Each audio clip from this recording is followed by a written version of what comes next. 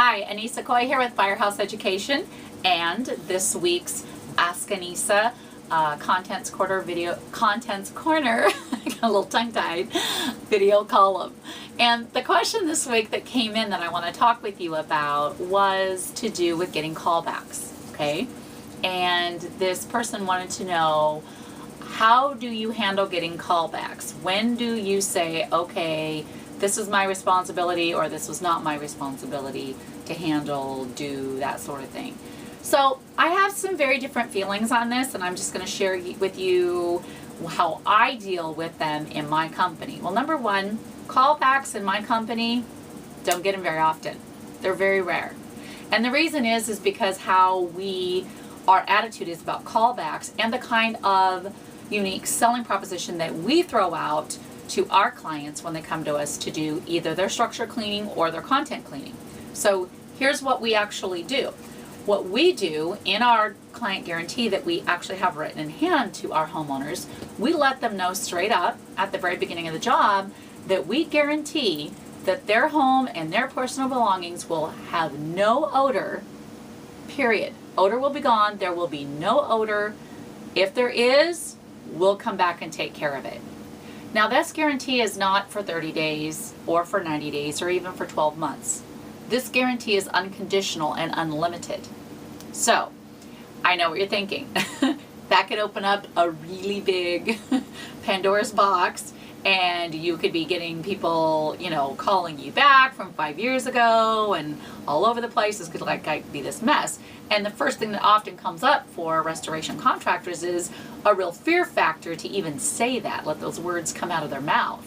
Well, here's the thing though.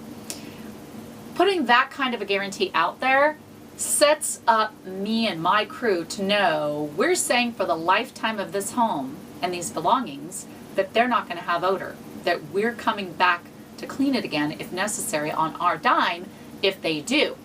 So with that in mind, how do you think my crew and my supervisors that are out there doing the work, how do you think they are when they're on the job? How do you think what level of detail do you think that they use, knowing that that is my expectation and the expectation that I put out to our client? It just really changes the game up a lot. The other thing that it does is, can you imagine someone saying that to you? Mr. Smith, I'm going to do XYZ for you as a service, and I guarantee that you're going to be happy and it's the best ever, period, for the rest of your life. Like, that's a big guarantee to put out there, okay? So when the homeowner hears that from us, especially when their home smells horrible and oftentimes black and very nasty looking, that is a tremendous amount of relief that they immediately get, a tremendous amount of, what's the word? I'm sorry, it just left my mind. Tremendous amount of faith in our ability, confidence in our ability, that was the word I was looking for, confidence in our ability as restoration contractors to take care of the job. Otherwise, would we be so bold to say something that outlandish, right? That we guarantee it for life, period. So what happens is we're not only setting the homeowner up to not even have something like, oh my gosh, this odor could come back in their mind, because we're just doing away with that. All right? Now, obviously, that isn't the only thing that's going to stop callbacks. But do you see the mentality that and where that's going to place things for your staff, your supervisors and managers on your job, as well as your client? Okay? Gets things off to a really good start. So that being in mind, or that bearing in mind, the reason that we do not get a lot of callbacks, and I mean, I literally could sit here and name off to you after 15 years on one hand the callbacks that I've had. The longest one was 2 years after the job was done. It was an absolute phantom odor. There was absolutely nothing there. It didn't matter. Came back, cleaned a little section of her kitchen, blew her away. That I came back 2 years later without even bulking, and handled it, and miraculously the odor was gone and she was happy. Okay? So the reason that we don't get these callbacks is because of a few reasons. Okay? One, we have a system in place. Everything's done just so on every single job in the same way every time. We have a double and a triple check system on all of our jobs for contents as well as structure clean, okay? Another reason that we don't get callbacks is because the level of detail is ridiculous on every one of our jobs. I know some of you that have seen my technical videos on YouTube will say, wow, really, Annissa? A Q-tip? Really? You're going to take a toothpick down the end of that? Yes. That's the kind of ridiculous detail will ensure that you will not get callbacks on your jobs. Okay? And I'm very proud of that. Very, very proud of my crew and proud of that kind of a record. And you should strive for that too. You should strive for that. And if someone does call you back, should you go back and take care of it? Absolutely. Listen, if you're cleaning a contents or structure in a fire job and there is odor in that house after you leave, then you bet you need to go back and take care of something, because somewhere you missed something.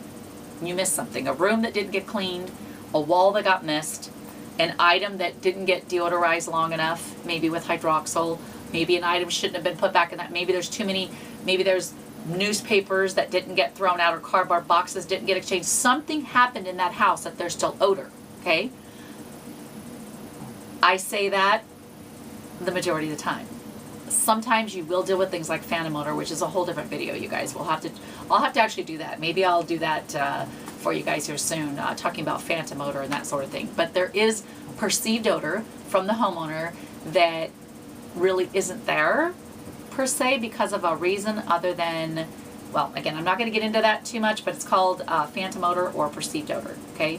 It's very real to your homeowner, and yes, you do have to deal with it in a very different way, but the majority of the time that you're going to get a call back, it is going to be because something got missed or a detail got skipped or the details were not done detailed enough, okay? I know I use the word detail a lot, but that's because I want to kind of drive that home to you, okay? So callbacks should not be a problem for your company. If they are, you need to make some changes, and you need to make them now. If you do get a callback, then you need to go back and start from scratch. Retest your areas, go in with your homeowner, walk through, do your smell checks, and find out where that's coming from so you can rectify it, take care of it. And I believe in this industry, everyone should stand behind their work 100% and unconditionally, just the way that we do a mobile clean system. So I hope you found this video valuable, and I hope that answered your question very well, by the way, on callbacks. If you have any comments for me, please comment below the video. We'd love to hear from you. If you're watching this on YouTube, you could actually like the video. That'd be great too. And please let us know any other questions that you would like me to cover on the column. And if your question is cool enough, maybe we will feature it on next week's video. So until then, don't forget to subscribe on our magonline.com to the e-newsletter and to our YouTube channel, Firehouse Education. My email, if you'd like to send a question to me directly, is Annissa@firehouseeducation.com. I thank you for watching, and I will see you on the next video.